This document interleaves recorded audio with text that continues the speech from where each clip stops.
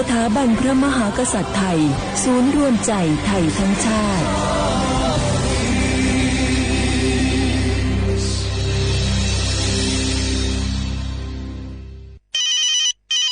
ฮัลโหลสวัสดีครับสวัสดีค่ะจากไหนครับคุณคือผู้โชคดีที่ได้รับเงินสด1 ล้านบาทแต่ต้องโอนค่าธรรมเนียมมาก่อน 5,000 บาทนะคะหลังจากนั้นทางเราจะทำการโอนเงินกลับไปให้ค่ะจริงเหรอครับงั้นเดี๋ยวผมโอนค่าธรรมเนียมไปให้นะครับขอเลขบัญชีด้วยครับได้ค่ะคุณโชคดีมากนะคะรีบโอนค่าธรรมเนียมมาก่อนได้เลยค่ะหยุดก่อนนายจะเชื่อจริงๆหรอนี่มันหลอกกันชัดๆเลยฮะจริงเหรอหลอกยังไงอะนั่นสิเธอลองคิดดูสิว่าเราจะได้รับเงินล้านจากอะไรล่ะในเมื่อไม่ได้ไปเสี่ยงโชคหรือลุ้นรางวัลอะไรเลยจำไว้ไม่มีใครให้เงินเราฟรีๆโดยที่เราไม่รู้ตัวหรอกนะแถมยังให้โอนค่าธรรมเนียมไปให้ก่อนอีกคุณคะเราไม่ได้โกงนะคะโอนมาก่อนเดี๋ยวพิสูจน์ได้ค่ะไม่เอาละผมไม่เชื่อไม่โอนไม่คุยด้วยละกลโกงมีทุกที่จำให้ขึ้นใจอย่าเชื่ออย่าคุยอย่าโลภอย่าโอนด้วยความปรารถนาดีจากสำนักงานประชาสัมพันธ์ที่3กรมประชาสัมพันธ์กู้ภัยโทรมาบอกว่าป่อน้องรถแฉลบน้องบ่คิดบ่ฝันเลยว่าวันนั้นจะเป็นวันสุดท้ายร้อยปันเหตุการณ์หลากหลายความสูญเสียบนท้องถนนว่ามีระยะปลอดภัยสำหรับคนบ่ใส่หมวกกันน็อก69% หมวกกันน็อกช่วยลดความรุนแรงของการบาดเจ็บศีรษะและสมอง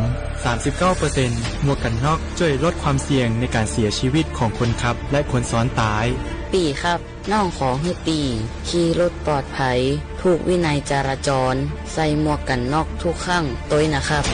อย่าปล่อยให้คำขอนี้เป็นแค่ลมปากมาร่วมใจกันลดอุบัติเหตุความสูญเสียโดยการใส่หมวกกันน็อกบอกว่าจะขับตังใกล้ตังไก่เพื่อลดความเสี่ยงเพิ่มความปลอดภัยให้กับตัวเฮาและก็คนที่เฮาฮักตัวนะครับด้วยความปรารถนาดีจากสำนักงานประชาสัมพันธ์ที่3กรมประชาสัมพันธ์บรรยากาศมาพี่ชนแม่วันนี้ปาร์ตี้กันให้สุดๆกันไปเลยจัดไปไหมเมาไหมครับหรอพ่อกลับบ้านได้แล้วเดี๋ยวพรุ่งนี้ก็ต้องไปส่งลูกไปโรงเรียนแต่เช้าอีกจะดื่มอะไรนักหนาเนี่ยนะตื่นไว้อยู่แล้วอะไรกันนักกันหนาขอสนุกกับเพื่อนหน่อยดิเหนื่อยมาทั้งวันแค่นี้นะพี่ไปร้านอื่นต่อไปก็ไปพี่ทำไมรถคันนี้มันขับช้าจังเลยอะแซงไปเลยพี่แซงไปไฟแดงก็พาไปเลยพี่ตรงเนี้ยมันไม่มีกล้องไม่โดนจับชัวร์เอาวะไปก็ไปเฮ้ยพี่ระวังรถ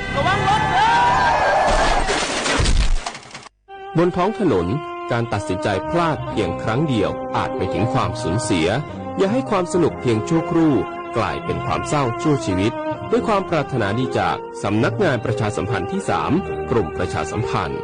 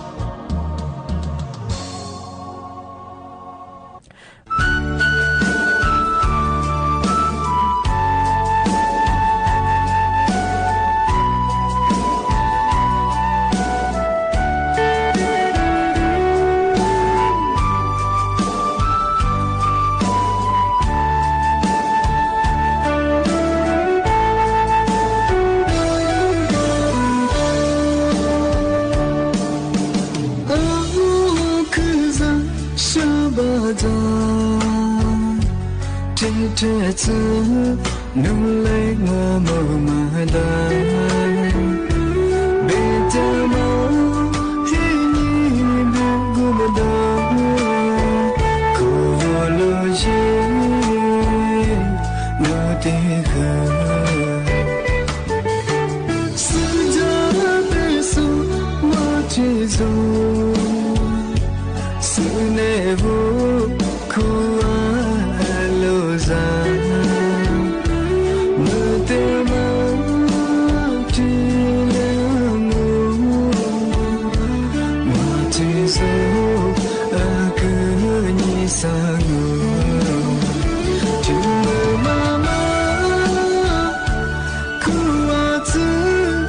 这里来是家的天天，你妈鼓动我妈做，鼓天别看的咱们，听我比拉，是那个你比我路，天天家庭，娘的亲。solo chalawe sujate ma chiti nu tizo zama nyima savako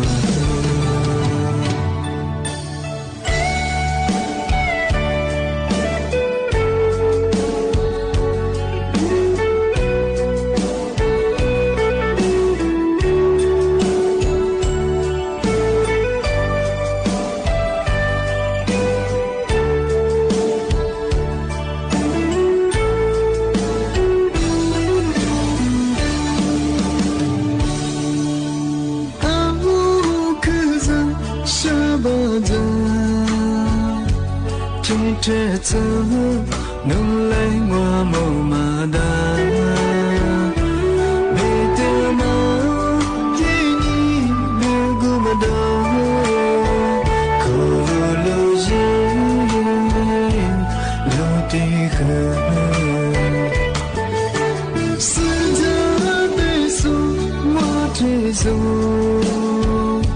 是内部苦啊路上。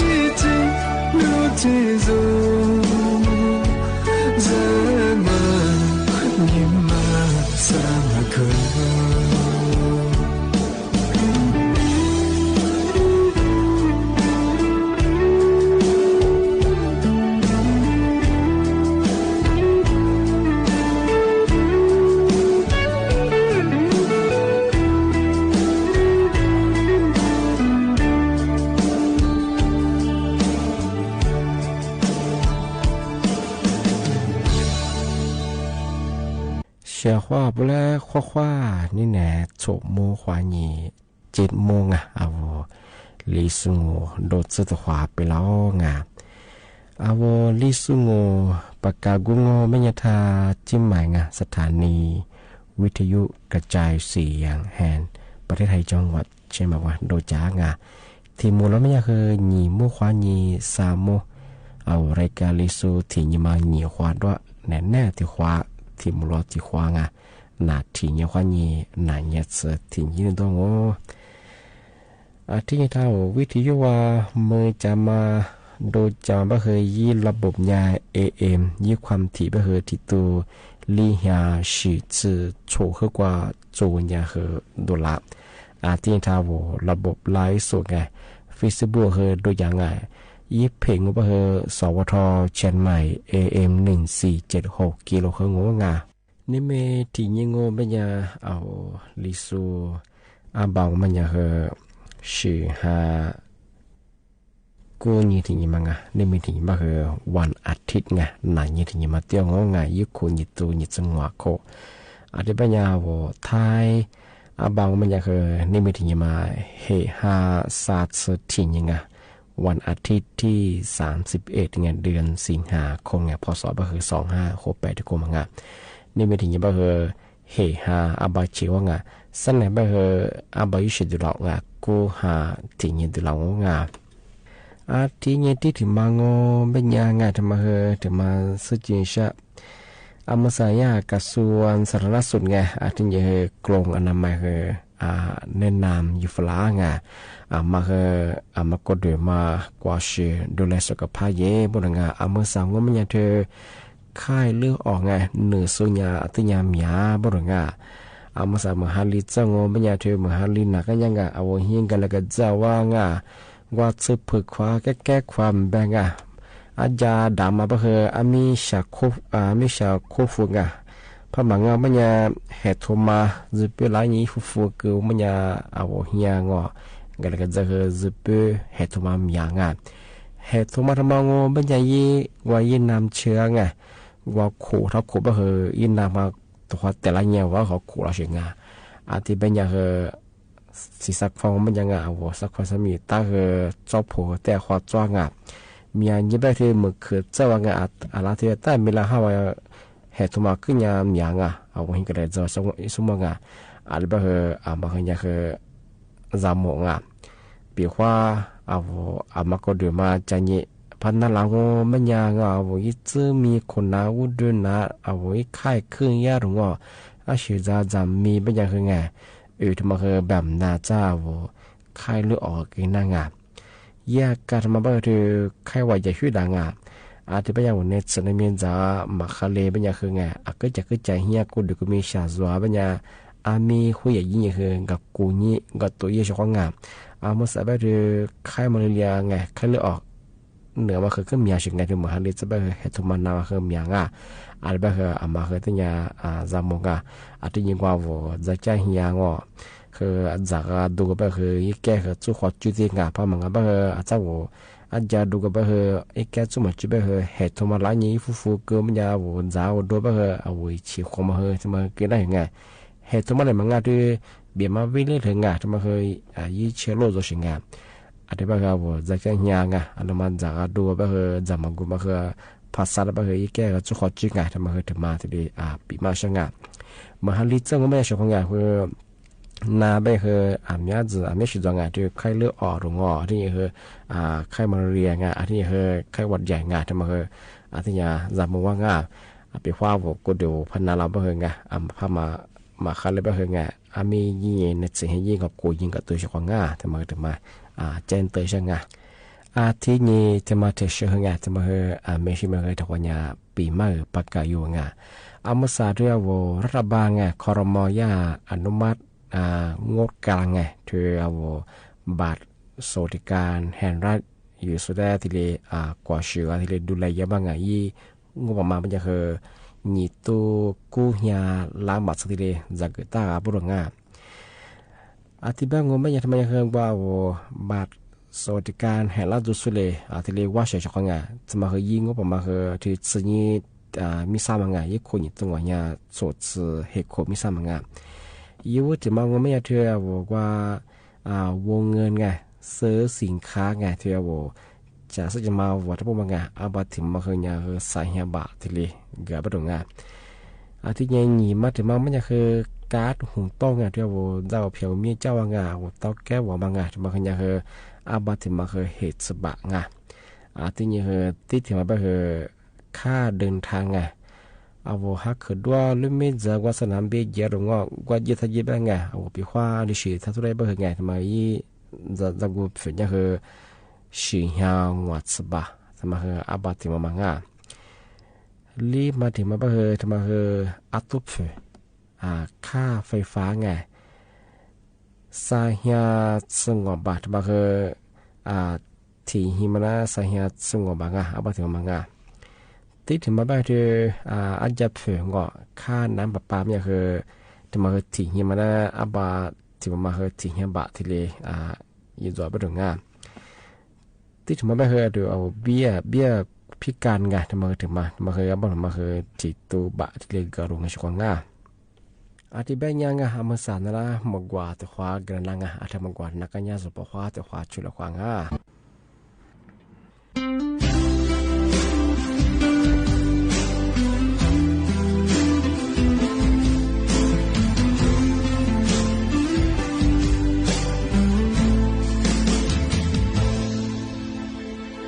Sabi mo te nu khaja mate mo lo mo ni ma sia mo me bia mi nu pe tu azaza chi lo nu mo ne kwa mo te ni lo lo bia mi nu ni ma kwa na su de ni na be你妈比努努你阿只年我的忙啊呗，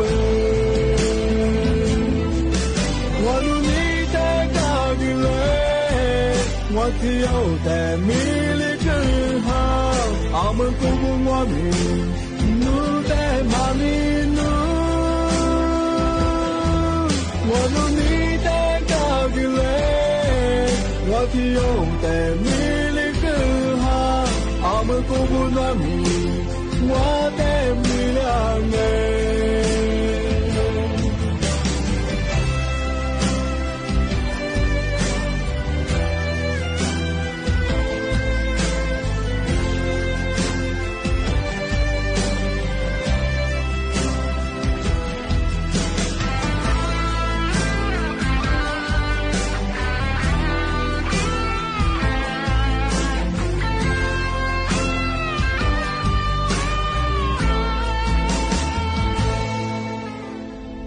Sabi mo te nu khaja mate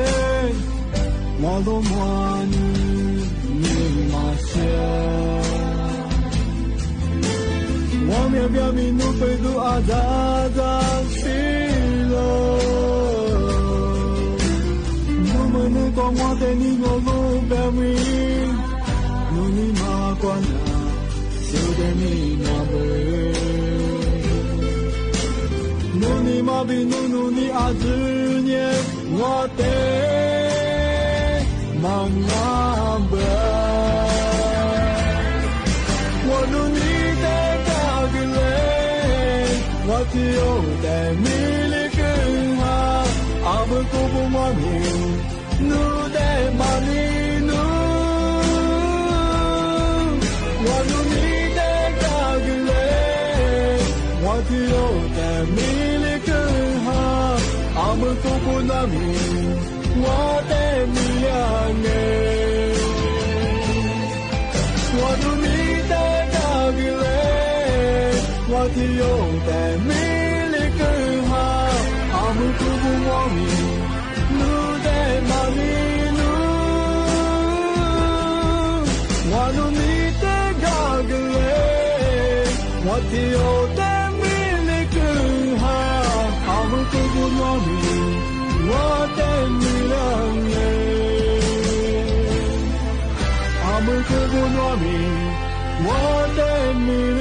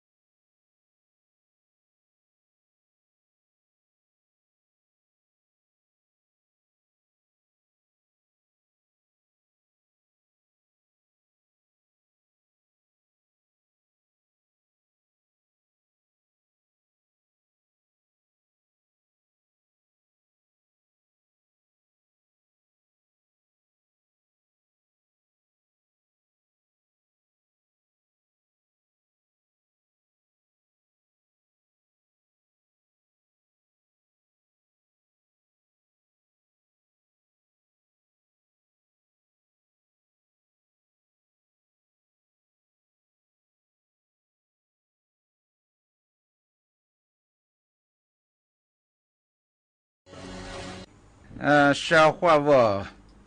呀拿来的别个你什么个你啊我25年初级的嘛一蛮多的嘛一做那里那嘛烧话我了出边么呀咋过呢是换两行哎咱们过嘛还是咱我们呢一蛮的呀的一蛮的怎么我们呢嘛还嘛一下啊里是抓一蛮多边么样哎也是得出边呢的帮哎咋个那次过嘛一蛮嘛该的嘛呀么啥烧话我一初级过嘛一旁边的我们呢20是老出家过就和人家苏尼坡啊我来什么活可哎所以别在呀สังคมสุรันชุมชนบางไงสุรันเกียรติเนี่ยอ่ะมาหัวคือเราชูกมาเป็นเนี่ยพี่อาวุธสุญญาดิบ้าพี่ขี่บ้าอดีพี่พี่ขี่ที่มันยังเป็นคนชาวเขาว่ามาค่ะแต่ว่าจุดนี้เป็นที่ว่า一下顺吧一得顺吧一无顺吧是有个去苏亚嘛和的我在苏亚嘛和的我一嘛做他一他挂我一做顺的个边呀那他们呀那个阿妈个10年吧3年嘛吧那个一这个一嘛一个嘛我边呀我喜欢的过咋啥的我边呀的个小伙我可就来有多嘞他嘛我喜欢的别嘛这个的话呢那边的这是那个我估计个老咱没可拿到只拿到咱嘛领到咱一包个嘛别我到一想还陪就嘛个的个这边嘛呢，这过来怎么那个嘛吃怎么个吃训练嘛样啊？对吧？一嘛的边呀，吃风那里边呀，这个可把啥里边呀的话呢，咪录音找说个地咋，说个裤子，嘛啥都过的边呀，是边呀，啥都家边呀，么子嘛，就这个你还么双门一方嘛，就这个边呀，里一天你拿出骨头这就这个呢，拿出鱼胶。我们讲嘛，哈也是对的嘛，出去皮的嘛，到我最近别的我小伙我就做看人我了出边嘛呢，了出这边都是那嘛都啊，乌拉木拉他们爸爸妈妈令我过吃过之后嘛乌拉，我后来后家的子嘛，里的话是这样照片画个咋家个咋，被那次那没画下个嘛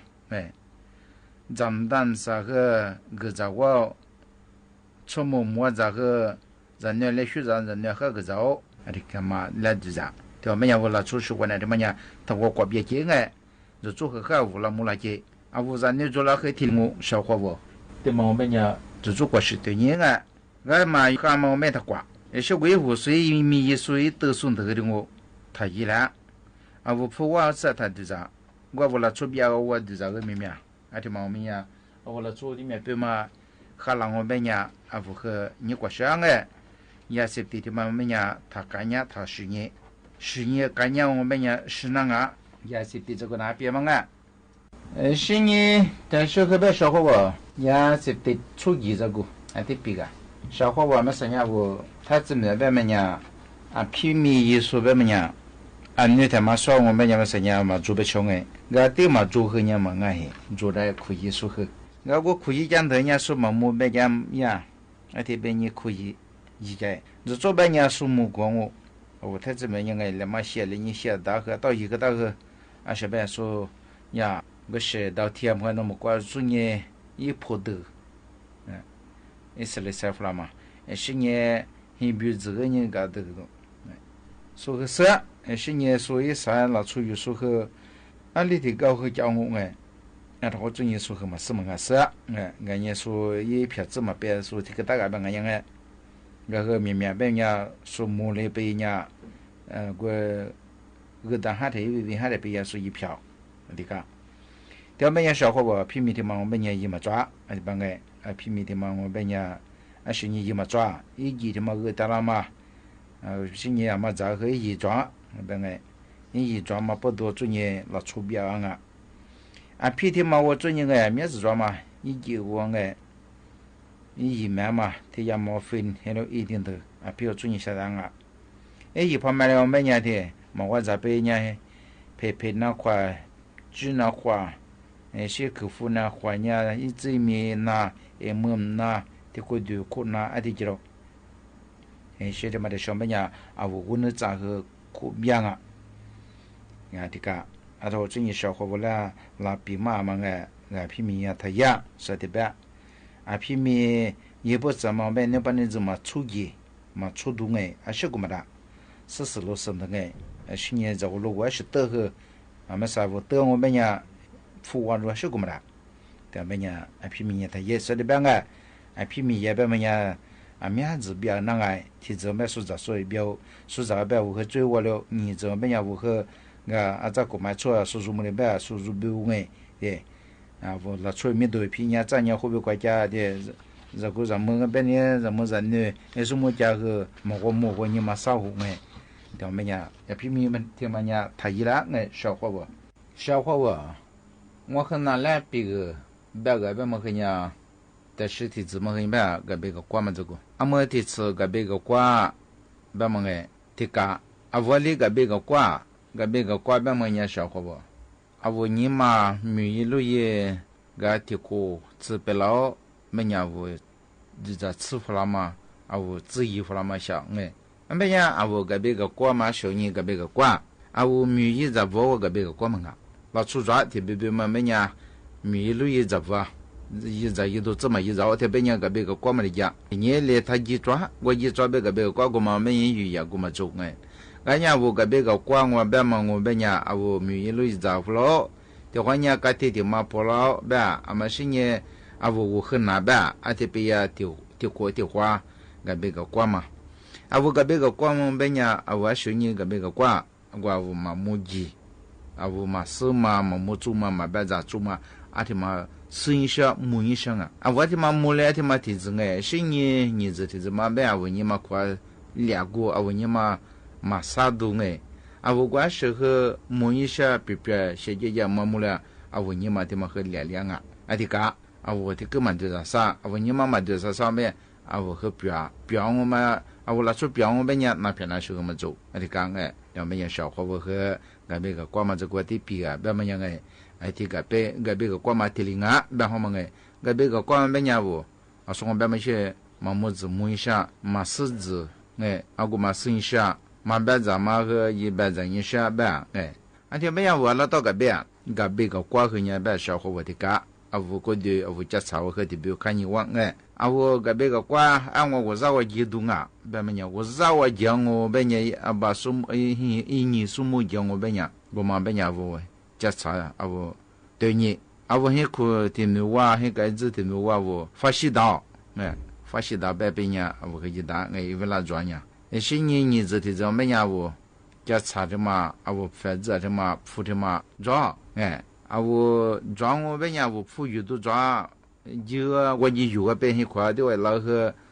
啊我有嘛我这都懂的嘛说这我们呀啊我和你拿哎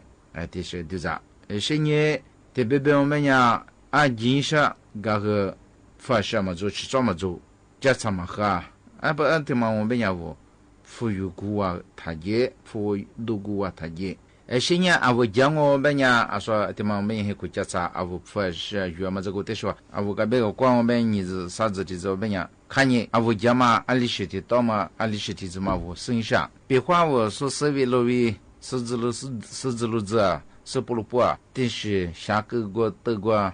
摸一下我们呀而且是数一下剩一下摸一下的话我们呀是不路不啊晚点特别么呀那持续个抓哎所以下得了不嘛摸俺说得到别么样说呀面子一几面而且小摸什么呀而且是一伙个别哎阿妈些年我呀我他呀里前面说过去把下的嘛哎一闺蜜做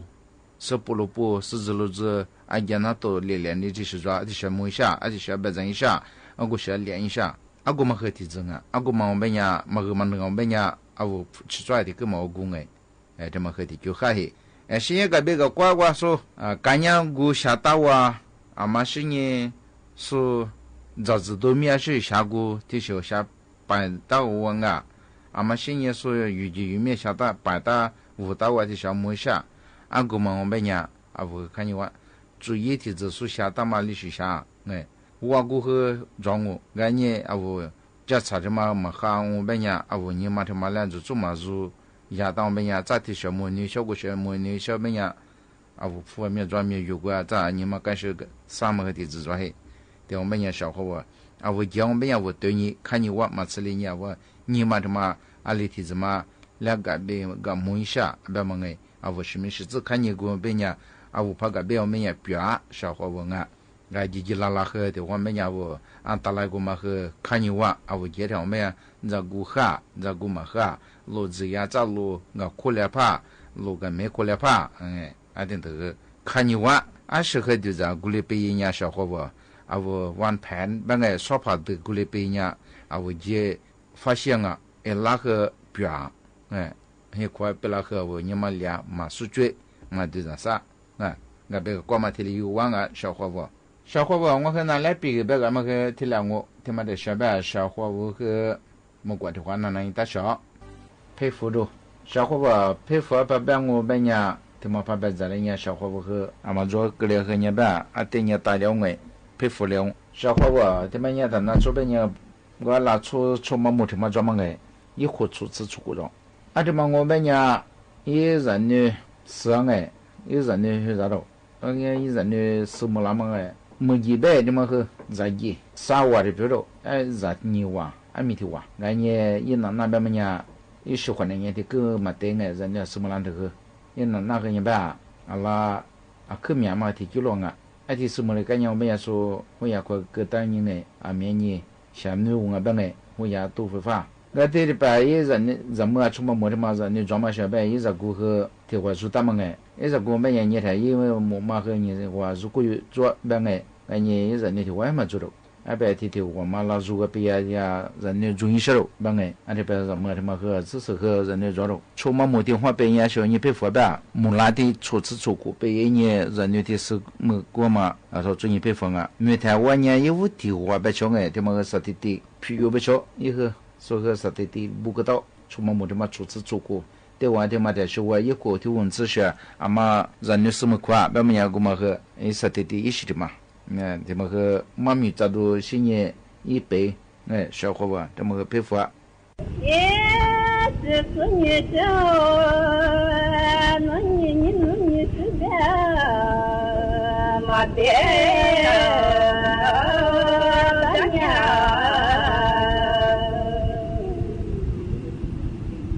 你看爹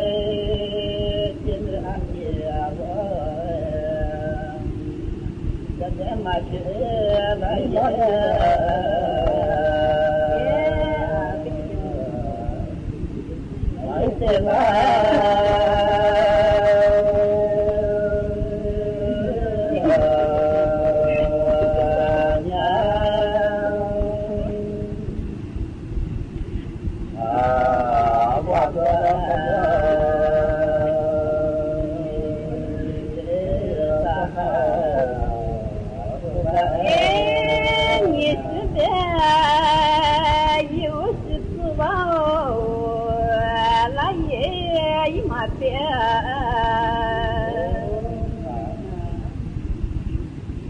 อาเลี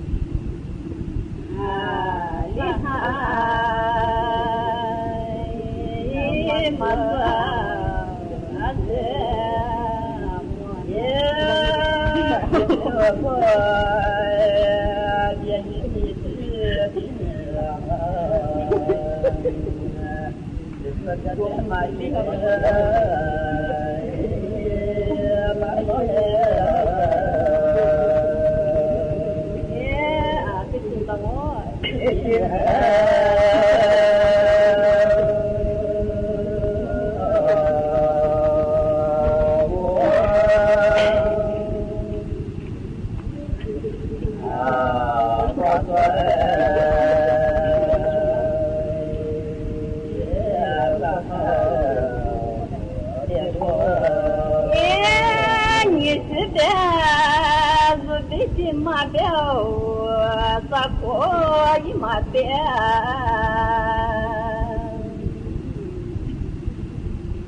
มาโม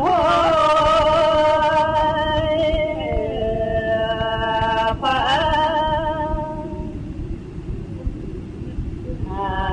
ลิฮา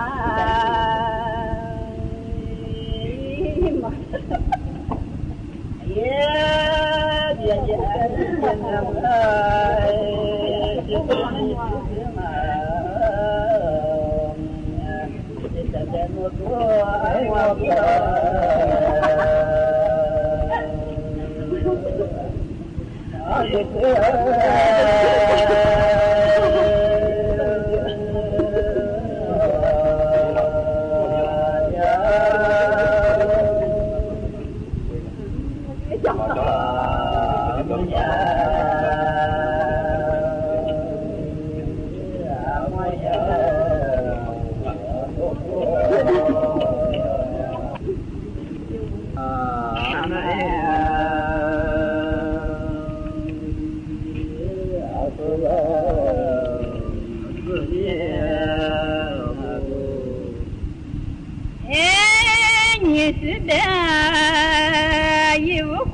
มาบาซา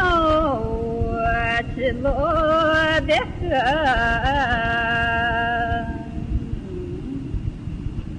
อีจันลา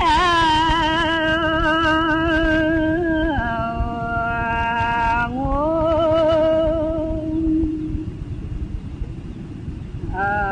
สุวาเดกจับจาMangaba besapsa be jinishoga no pulo da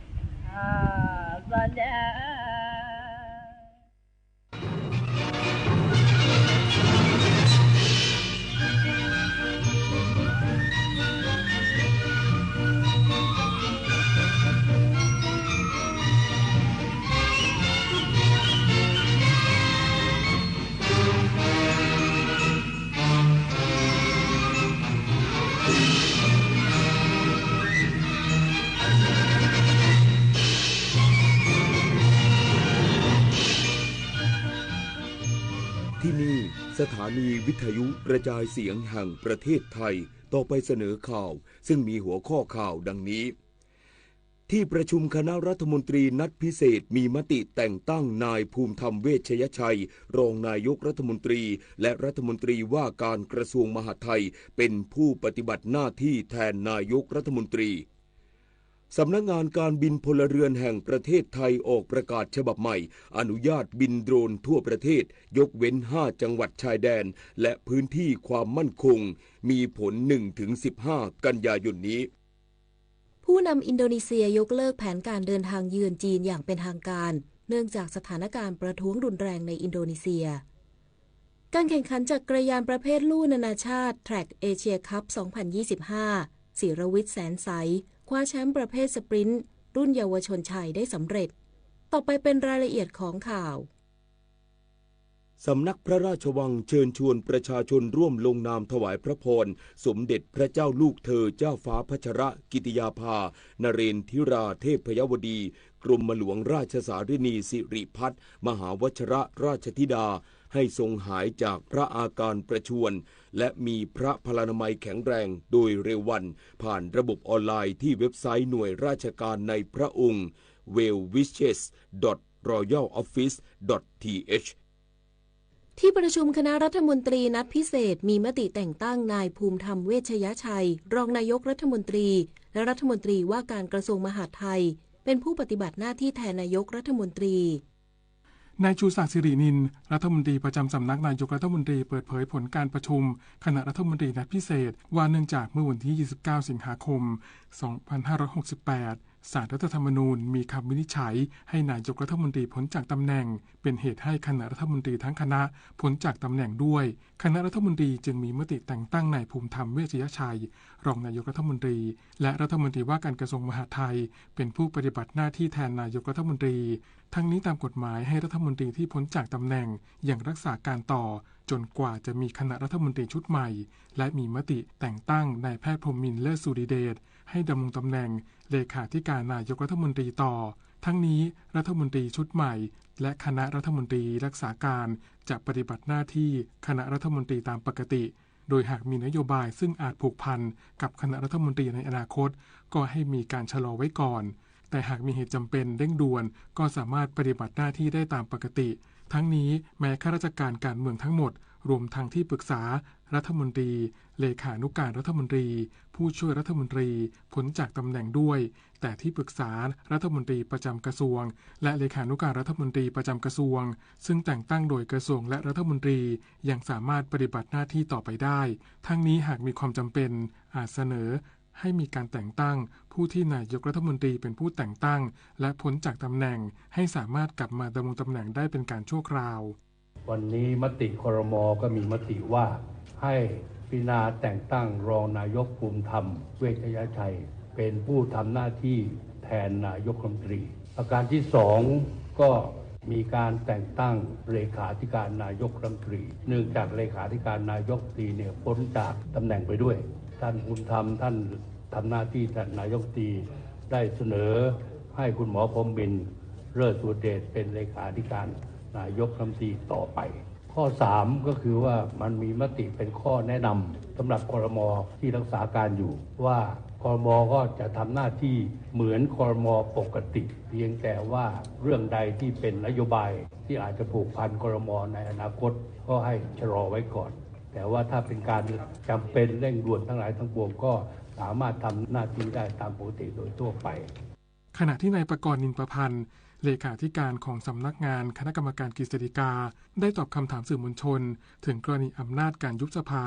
ของรักษาการนายกรัฐมนตรีว่าสามารถทำได้หรือไม่ว่ารักษาการนายกรัฐมนตรีไม่สามารถยุบสภาได้เพราะเป็นอำนาจเฉพาะของนายกรัฐมนตรีส่วนอำนาจของฝ่ายทหาร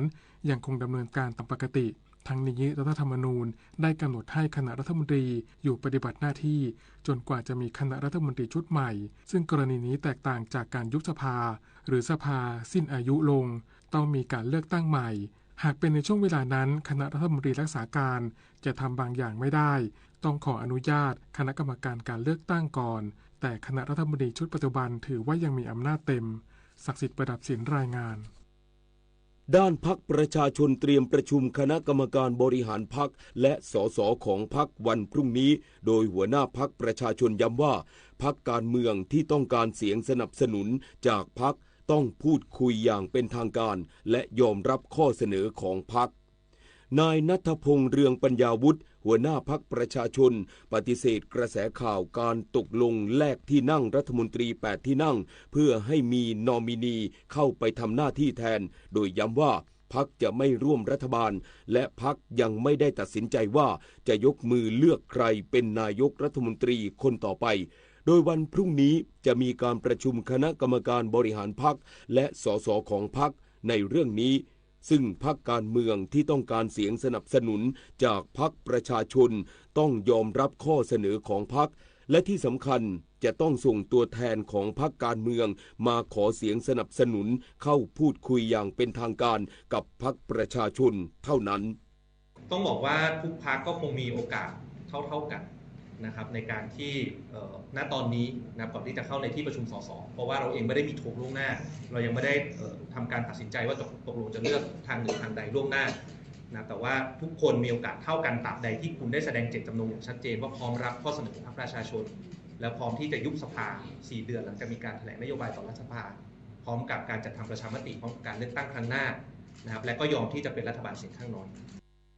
กรมป้องกันและบรรเทาสาธารณภัยประสาน46จังหวัดทั่วประเทศเฝ้าระวังน้ำท่วมฉับพลันน้ำป่าไหลหลากน้ำท่วมขังน้ำล้นตลิ่งดินโคลนถล่มและคลื่นลมแรงตั้งแต่วันนี้ถึงวันที่2 กันยายนกรมป้องกันและบรรเทาสาธารณภัยหรือปภ.เปิดเผยว่าอิทธิพลของพายุ Depression บริเวณทะเลจีนใต้ตอนกลางมีแนวโน้มจะทวีกำลังแรงขึ้นเป็นพายุโซนร้อนจะทำให้มีฝนตกหนักถึงหนักมากและมีลมแรงบริเวณภาคเหนือและภาคตะวันออกเฉียงเหนือประกอบกับมรสุมตะวันตกเฉียงใต้จะมีกำลังแรงขึ้น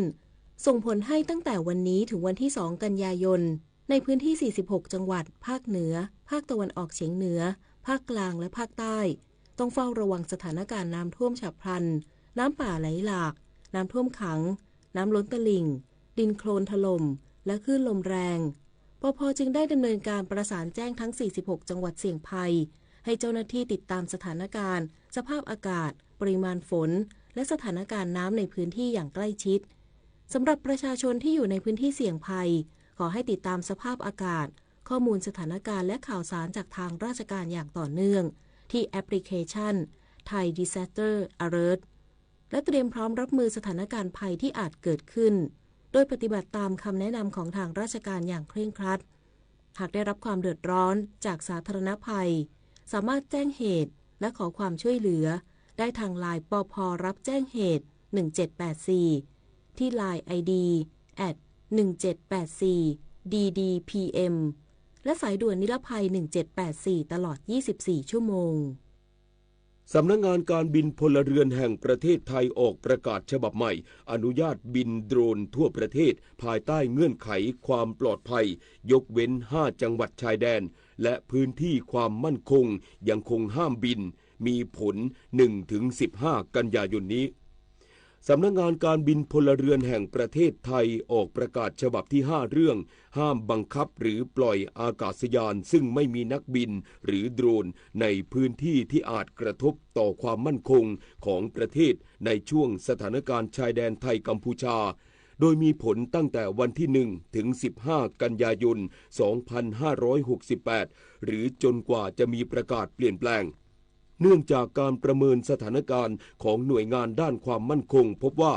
สถานการณ์ชายแดนโดยรวมเริ่มคลี่คลายจึงผ่อนคลายมาตรการให้ประชาชนและผู้ประกอบการสามารถทำการบินโดรนได้ทุกวัตถุประสงค์แต่ยังคงต้องอยู่ภายใต้เงื่อนไขและข้อจำกัดตามที่กำหนด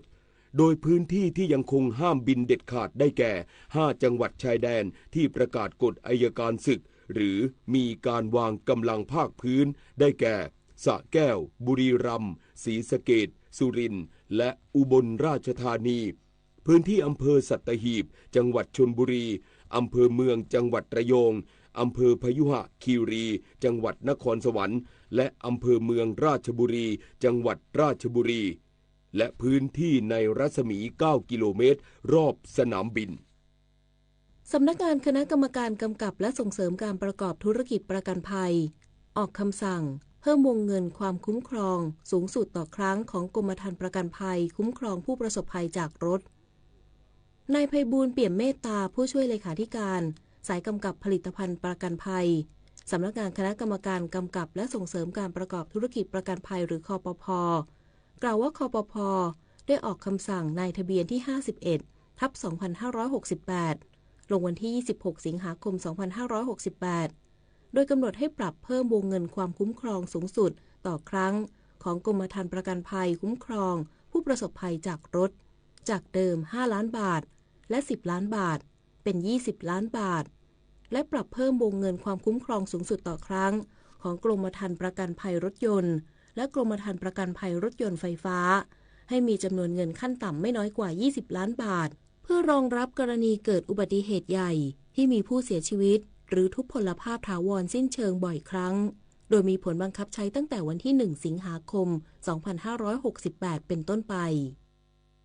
สปสช.เชิญชวนองค์กรรัฐเอกชนเข้าร่วมโครงการขอรับการสนับสนุนถุงยางอนามัยโดยไม่เสียค่าใช้จ่ายเพื่อยุติปัญหาเอดส์ทันตแพทย์อัธพร ลิ้มปัญญาเลิศรองเลขาธิการสำนักงานหลักประกันสุขภาพแห่งชาติหรือสปสช.กล่าวว่าขณะนี้ประเทศไทยมีผู้ติดเชื้อ HIV กว่า 560,000 คนในจำนวนนี้กว่า 450,000 คนอยู่ในสิทธิหลักประกันสุขภาพแห่งชาติหรือบัตรทอง30 บาทและที่น่ากังวลคือผู้ติดเชื้อรายใหม่มีอายุน้อยลงโดยเฉพาะกลุ่มอายุ 15-24 ปีมีสัดส่วนสูงกว่า50%ของผู้ติดเชื้อรายใหม่ทั้งหมดสปสช.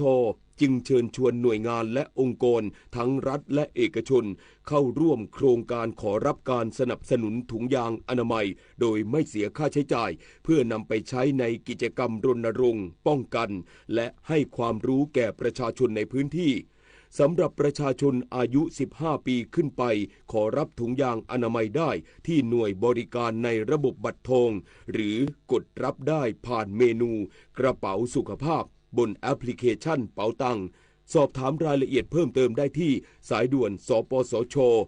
1330ต่อจากนี้ไปขอเชิญรับฟังเสียงจากใจไทยคู่ฟ้ากรุงเทพมหานครครองใจคนรุ่นใหม่เจนซีทั่วโลกค่ะคว้าอันดับ1เมืองน่าอยู่ที่สุดจากผลการสำรวจของนิตยสาร Time Out ที่สอบถามความคิดเห็นของคนรุ่นใหม่ในมหานครต่างๆทั่วโลกโดยผลสำรวจชี้ค่ะว่าคนรุ่นใหม่กว่า84%ที่อาศัยอยู่ในกรุงเทพมีความสุขค่ะสะท้อนว่ากรุงเทพค่าครองชีพไม่สูงเมื่อเทียบกับคุณภาพชีวิตและยังเป็นเมืองที่คึกคักเต็มไปด้วยโอกาสและผู้คนที่เป็นมิตรพร้อมเปิดกว้างสำหรับการพบปะแลกเปลี่ยนกับชาวต่างชาตินอกจากนี้นะคะจังหวัดเชียงใหม่ของไทยก็ยังติดอันดับ18เมืองน่าอยู่อีกด้วยค่ะรัฐบาลขอขอบคุณทุกภาคส่วนนะคะที่ร่วมกันพัฒนาประเทศและขอยืนยันค่ะว่าจะเดินหน้าสร้างเมืองที่น่าอยู่เพื่อให้ประเทศไทยเป็นที่ยอมรับบนเวทีโลกอย่างยั่งยืน ชีวิตมนุษย์มีสุขมีทุกข์ดีใจเสียใจผ่านอุปสรรคและปัญหามากมายในแต่ละวันสงบนิ่งแล้วย้อนมองตัวเองวันนี้วันพระน้อมนำธรรมะสู่ชีวิตเตือนสติคนไทยทั้งชาติสถานีวิทยุกระจายเสียงแห่งประเทศไทย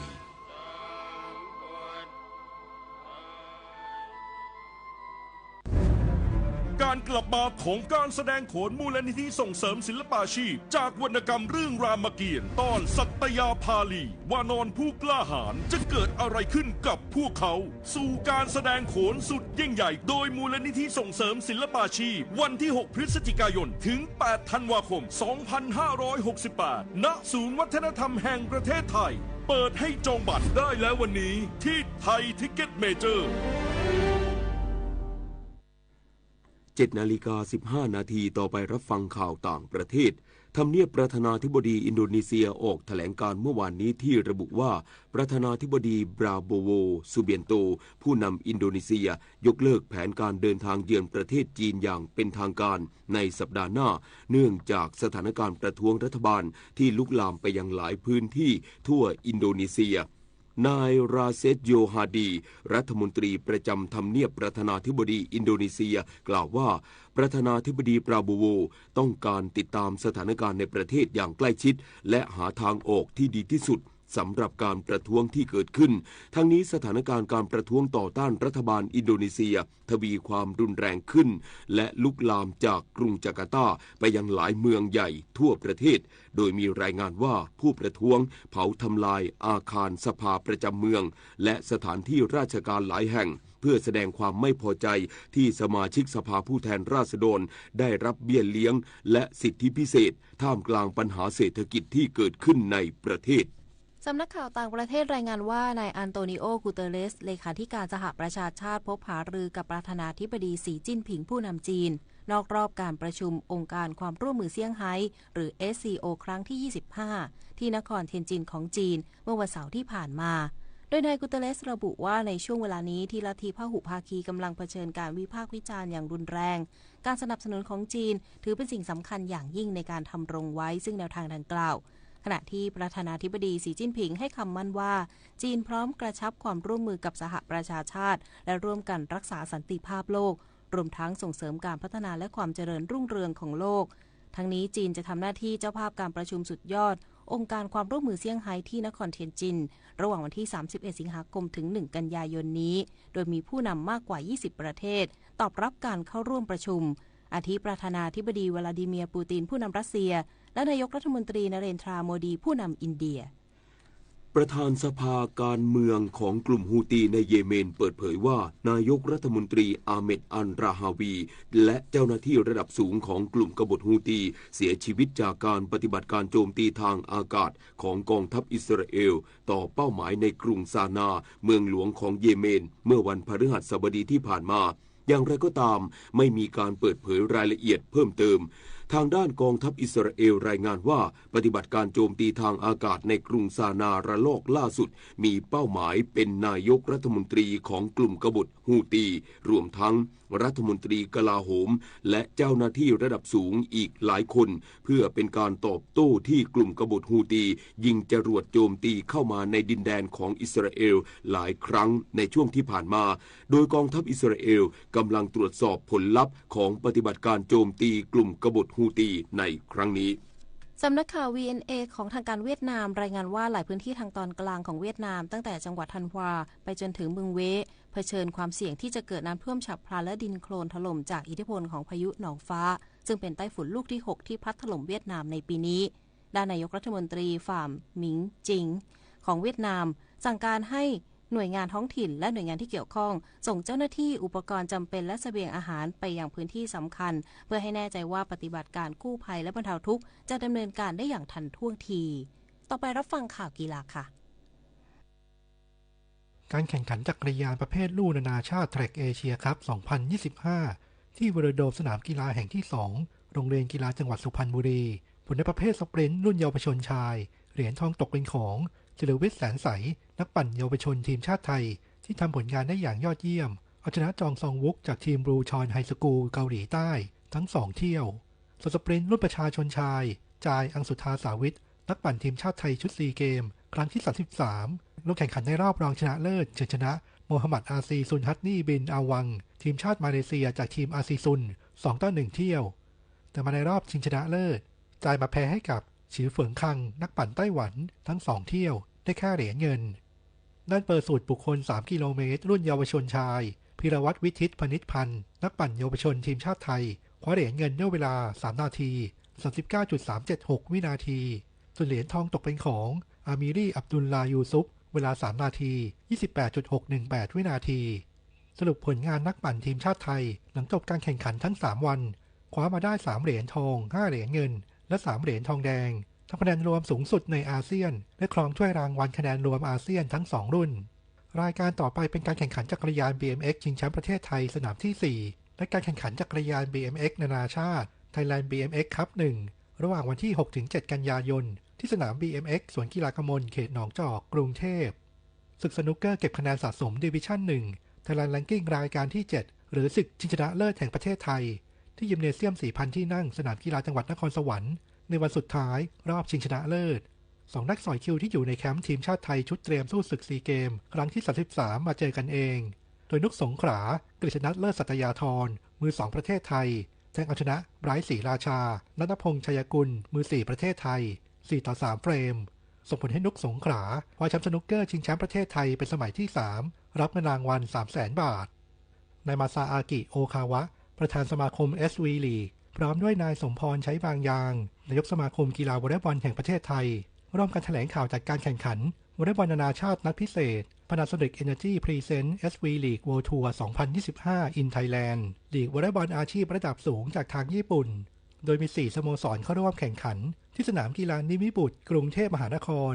วันเสาร์ที่13กันยายนเวลา 13 นาฬิกาโอซาก้าบลูทีออนจากญี่ปุ่นจะพบกับไดมอนด์ฟู้ดจากไทยต่อด้วยเวลา 16 นาฬิกาโทเรอาโร่จากญี่ปุ่นพบกับพิษณุโลก VC ของไทยส่วนวันอาทิตย์ที่ 14 กันยายนเวลา 13 นาฬิกาโอซาก้าบลูทีออนพบกับโทเรอาโร่แฟนกีฬาวอลเลย์บอลสามารถซื้อบัตรเข้าชมได้ที่ไทยทิกเก็ตเมเจอร์หรือชมถ่ายทอดสดทาง VBTV พิจิตร กาญจนกุลรายงานต่อไปเป็นพยากรณ์อากาศค่ะพยากรณ์อากาศ 24 ชั่วโมงข้างหน้าประเทศไทยมีฝนตกหนักบางแห่งและมีฝนตกหนักมากบางพื้นที่กับมีลมแรงในภาคเหนือภาคตะวันออกเฉียงเหนือภาคตะวันออกและภาคใต้ฝั่งตะวันตกขอให้ประชาชนโดยเฉพาะบริเวณจังหวัดอุดรธานีหนองบัวลำพูเลยเพชรบูรณ์พิจิตรพิษณุโลกอุตรดิตถ์น่านตอนล่างแพร่ลำปางสุโขทัยกำแพงเพชรลำพูนเชียงใหม่ตากแม่ฮ่องสอนนครสวรรค์ตราดระนองและพังงาระวังอันตรายจากฝนตกหนักถึงหนักมากและฝนที่ตกสะสมซึ่งอาจทำให้เกิดน้ำท่วมฉับพลันและน้ำป่าไหลหลากโดยเฉพาะพื้นที่ลาดเชิงเขาใกล้ทางน้ำไหลผ่านและพื้นที่ลุ่มเนื่องจากร่องมรสุมพาดผ่านภาคเหนือและภาคตะวันออกเฉียงเหนือตอนบนประกอบกับมรสุมตะวันตกเฉียงใต้ที่พัดปกคลุมทะเลอันดามันประเทศไทยและอ่าวไทยมีกำลังแรงขึ้นในขณะที่มีหย่อมความกดอากาศต่ำกำลังแรงบริเวณภาคตะวันออกเฉียงเหนือตอนบนสำหรับคลื่นลมบริเวณทะเลอันดามันตอนบนและอ่าวไทยตอนบนมีกำลังค่อนข้างแรงมีคลื่นสูง 2-3 เมตรบริเวณที่มีฝนฟ้าคะนองคลื่นสูงมากกว่า3เมตรทะเลอันดามันตอนล่างคลื่นสูงประมาณ2เมตรบริเวณที่มีฝนฟ้าคะนองคลื่นสูงมากกว่า2เมตรขอให้ชาวเรือเดินเรือด้วยความระมัดระวังหลีกเลี่ยงการเดินเรือบริเวณที่มีฝนฟ้าคะนองส่วนเรือเล็กบริเวณทะเลอันดามันตอนบนและอ่าวไทยตอนบนควรงดออกจากฝั่งส่วนประชาชนบริเวณชายฝั่งภาคตะวันออกและภาคใต้ฝั่งตะวันตกตอนบนให้ระมัดระวังอันตรายจากคลื่นที่ซัดเข้าหาฝั่งในช่วงวันที่31สิงหาคมถึง2กันยายนนี้อันหนึ่งหย่อมความกดอากาศต่ำกำลังแรงที่อ่อนกำลังลงจากพายุดิเพรสชันหนองฟ้าปกคลุมบริเวณภาคตะวันออกเฉียงเหนือตอนบนคาดว่าจะเคลื่อนตามแนวร่องมรสุมเข้าปกคลุมบริเวณภาคเหนือในวันนี้พยากรณ์อากาศตั้งแต่เช้าวันนี้จนถึงเช้าวันพรุ่งนี้ภาคเหนือมีฝนฟ้าคะนอง180ของพื้นที่และมีฝนตกหนักบางแห่งบริเวณจังหวัดแม่ฮ่องสอนเชียงใหม่เชียงรายลำพูนลำปางพะเยาน่านแพร่อุตรดิตถ์สุโขทัยตากกำแพงเพชรพิษณุโลกพิจิตรและเพชรบูรณ์อุณหภูมิสูงสุด 27-32 องศาเซลเซียส ภาคตะวันออกเฉียงเหนือมีฝนฟ้าคะนอง170ของพื้นที่มีฝนตกหนักถึงหนักมากบางแห่งบริเวณจังหวัดหนองคายอุดรธานีหนองบัวลำพูเลยชัยภูมิขอนแก่นอุณหภูมิสูงสุด 27-32 องศาเซลเซียสภาคกลางมีฝนฟ้าคะนอง160ของพื้นที่และมีฝนตกหนักบางแห่งบริเวณจังหวัดนครสวรรค์และกาญจนบุรีอุณหภูมิสูงสุด 30-33 องศาเซลเซียสภาคตะวันออกมีฝนฟ้าคะนอง160ของพื้นที่และมีฝนตกหนักถึงหนักมากบางแห่งบริเวณจังหวัดนครนายกปราจีนบุรีระยองจันทบุรีและตราดอุณหภูมิสูงสุด 29-31 องศาเซลเซียสลมตะวันตกเฉียงใต้ความเร็ว 20-40 กิโลเมตรต่อชั่วโมงทะเลมีคลื่นสูง 2-3 เมตรบริเวณที่มีฝนฟ้าคะนองคลื่นสูงมากกว่า 3 เมตรภาคใต้ฝั่งตะวันออกมีฝนฟ้าคะนอง160ของพื้นที่และมีฝนตกหนักบางแห่งบริเวณจังหวัดชุมพรสุราษฎร์ธานีอุณหภูมิสูงสุด 32-34 องศาเซลเซียสลมตะวันตกเฉียงใต้ความเร็ว 20-35 กิโลเมตรต่อชั่วโมงทะเลมีคลื่นสูง 1-2 เมตรห่างฝั่งและบริเวณที่มีฝนฟ้าคะนองคลื่นสูงมากกว่า 2 เมตรภาคใต้ฝั่งตะวันตกมีฝนฟ้าคะนอง170ของพื้นที่มีฝนตกหนักถึงหนักมากบางแห่งบริเวณจังหวัดระนองพังงาภูเก็ตกระบี่อุณหภูมิสูงสุด 28-31 องศาเซลเซียสตั้งแต่จังหวัดภูเก็ตขึ้นมาลมตะวันตกเฉียงใต้ความเร็ว 20-40 กิโลเมตรต่อชั่วโมงทะเลมีคลื่นสูง 2-3 เมตรบริเวณที่มีฝนฟ้าคะนองคลื่นสูงมากกว่า 3 เมตรตั้งแต่จังหวัดกระบี่ลงไปลมตะวันตกเฉียงใต้ความเร็ว 20-35 กิโลเมตรต่อชั่วโมงทะเลมีคลื่นสูงประมาณ 2 เมตรบริเวณที่มีฝนฟ้าคะนองคลื่นสูงมากกว่า 2 เมตรกรุงเทพมหานครและปริมณฑลมีฝนฟ้าคะนอง160ของพื้นที่อุณหภูมิสูงสุด 31-33 องศาเซลเซียสสภาวะระดับน้ำในแม่น้ำเจ้าพระยาที่หน้ากองบัญชาการกองทัพเรือคำนวณโดยกรมอุทกศาสตร์กองทัพเรือวันนี้น้ำขึ้นเต็มที่เวลา 12:18 นาทีสูงกว่าระดับทะเลปานกลาง98เซนติเมตรและเวลา 21 นาฬิกาสูงกว่าระดับทะเลปานกลาง1เมตร33เซนติเมตรน้ำลงเต็มที่เวลา 5:57 นาทีต่ำกว่าระดับทะเลปานกลาง20เซนติเมตรและเวลา 16:07 นาทีสูงกว่าระดับทะเลปานกลาง74เซนติเมตรวันนี้ที่ประภาคารกาญจนาภิเษกแหลมพรหมเทพจังหวัดภูเก็ตดวงอาทิตย์ตกเวลา 18:35 นาทีกรุงเทพมหานครดวงอาทิตย์ตกเวลา 18:30 นาที1 นาทีกับกปท.การช่วยเหลือผู้ประสบอุบัติเหตุทางถนนอย่างไม่ถูกวิธีนอกจากจะส่งผลให้ผู้ประสบเหตุบาดเจ็บรุนแรงจนถึงขั้นเสียชีวิตแล้วยังอาจทำให้ผู้ที่เข้าไปช่วยเหลือกลายเป็นผู้ประสบอุบัติเหตุเสียเองวิธีการช่วยเหลือผู้ประสบอุบัติเหตุทางถนนอย่างปลอดภัยนั้นให้เปิดสัญญาณไฟฉุกเฉินของรถคันที่ประสบเหตุนำกิ่งไม้มาวางโบกธงหรือทำสัญลักษณ์อื่นๆเพื่อเตือนให้รถคันอื่นเพิ่มความระมัดระวังชะลอความเร็วและสามารถเปลี่ยนช่องทางได้ทันหลังจากนั้นก็ให้สังเกตสภาพแวดล้อมและสภาพจราจรบริเวณที่เกิดเหตุโดยรอบเสียก่อนเมื่อเห็นว่าปลอดภัยจึงเข้าไปช่วยเหลือผู้ประสบเหตุแต่ถ้าไม่มีความรู้เกี่ยวกับการช่วยเหลือผู้ประสบภัยก็ไม่ควรเคลื่อนย้ายผู้ประสบเหตุด้วยตนเองนะคะด้วยความปรารถนาดีจากกรมประชาสัมพันธ์และกองทุนเพื่อความปลอดภัยในการใช้รถใช้ถนนกรมการขนส่งทางบกกระทรวงคมนาคมรู้รักภาษาไทยโดยความร่วมมือของสำนักงานราชบัณฑิตยสภาและกรมประชาสัมพันธ์วันนี้เสนอคำว่าอศิรวาทหรืออเสียรวาทอศิรวาทหรืออเสียรวาทเป็นบทร้อยกรองสดุดีและถวายพระพรพระบาทสมเด็จพระเจ้าอยู่หัวสมเด็จพระบรมราชินีและพระบรมวงศ์เนื่องในโอกาสอันเป็นมงคลเช่นพระราชพิธีบรมราชาภิเษกวันเฉลิมพระชนมพรรษาวันคล้ายวันพระราชสมภพวันคล้ายวันประสูติของพระบรมวงศ์หรือวันขึ้นปีใหม่มีจุดมุ่งหมายเพื่อแสดงความสำนึกในพระมหากรุณาธิคุณพระกรุณาธิคุณแสดงความจงรักภักดีสดุดีพระเกียรติคุณประการต่างๆและถวายพระพรซึ่งการสดุดีพระเกียรติคุณมีทั้งการสรรเสริญตามคติเกี่ยวกับกษัตริย์ที่มีมาแต่โบราณและการแสดงพระราชกรณียกิจต่างๆที่ทรงบำเพ็ญเพื่อประโยชน์สุขของราษฎรผู้มีคำถามการใช้ภาษาไทยสอบถามได้ที่ www.orst.go.th สาระนานากับสารานุกรมไทยวันนี้เสนอตอนภูกุ้มข้าว ผ ภูกุ้มข้าวตั้งอยู่ที่ตำบลโนนบุรีอยู่ห่างจากตัวจังหวัดกาฬสินธุ์ไปทางทิศเหนือประมาณ29กิโลเมตรเป็นเขาโดดสูงประมาณ300เมตรพบซากกระดูกไดโนเสาร์กินพืชขนาดใหญ่ที่สมบูรณ์ที่สุดในประเทศไทยอยู่ในชั้นหินทรายปนหินดินดานสีแดงอายุประมาณ130ล้านปีที่หลุมขุดค้นไดโนเสาร์ภูกุ้มข้าวได้มีการขุดพบกระดูกมากกว่า630ชิ้นเป็นกระดูกส่วนคอขาสะโพกซี่โครงและหางของไดโนเสาร์กินพืชไม่ต่ำกว่า6ตัวลักษณะกระดูกที่พบเป็นไดโนเสาร์กินพืชที่มีขนาดใหญ่ติดตามเพิ่มเติมและฟังย้อนหลังได้ที่ Facebook, YouTube, Line และ Instagram @ สารานุกรมไทยและ www.saranukromthai.or.th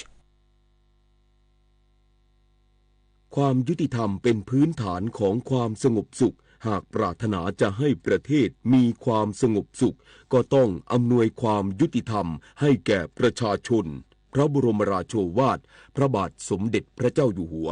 จบข่าวกฤษ รวิวรรณบรรณาธิการข่าวนฤนาถแข็งขันและบุญมาศรีมาศอ่าน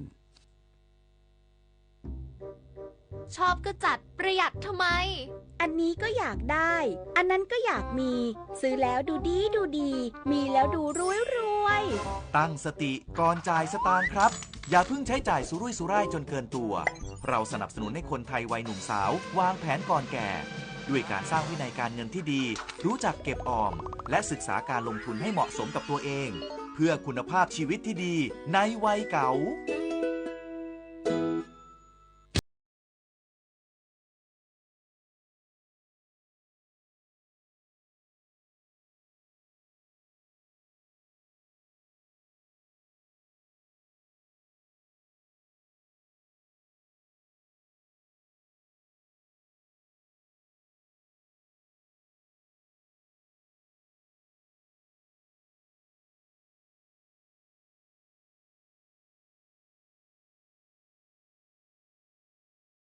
ข่าวช่วงที่2ครับช่วงสร้างบ้านแปลงเมืองโดยคุณวิกรมกรมดิษฐ์วันนี้จะวิเคราะห์เกี่ยวกับความสัมพันธ์ของอินเดียและสหรัฐอเมริกาที่นำไปสู่ความขัดแย้งในปัจจุบันขอเชิญติดตามรับฟังครับ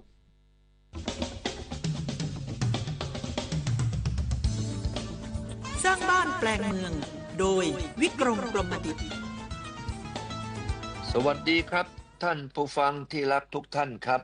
รายการสร้างบ้านแปลงเมืองต่อจากอาทิตย์ที่แล้วเรื่องความขัดแย้งของอินเดีย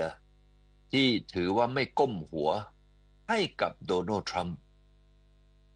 วันนี้เราคงเห็นแล้วครับว่าความขัดแย้งของอเมริกามีกับคนทั่วไปในโลกนี้ไม่ว่าจะเป็นใครก็แล้วแต่